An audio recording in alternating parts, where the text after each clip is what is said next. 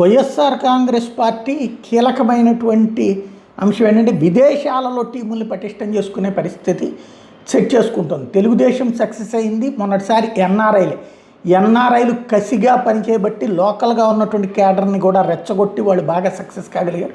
డబ్బులు తెచ్చిపోశారు, అంతర్జాతీయంగా పలుకుబడిని ఉపయోగించారు. ఇప్పుడు ఆ ప్రయత్నం మరి వైసీపీ చేస్తుందనుకుంటా. ఇప్పుడు తాజాగా వివిధ దేశాల కన్వీనర్లను నియమించారు.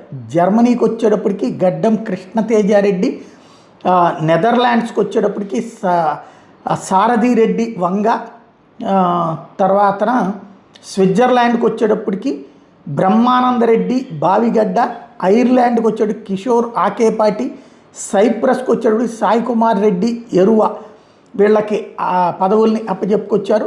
వైఎస్ఆర్సీపీ యూరోప్ కంట్రీస్ కన్వీనర్స్గా వీళ్ళని నియమించుకొచ్చారు. ఇది ప్రస్తుతం ఏంటంటే ఆంధ్ర రాజకీయాలు విదేశీ రాజకీయాలతో ముడిపడి ఉన్నటువంటి నేపథ్యంలో, విదేశాల్లో ఉన్నటువంటి ఎన్ఆర్ఐలతో ముడిపడి ఉన్నటువంటి నేపథ్యంలో కీలక పరిణామం.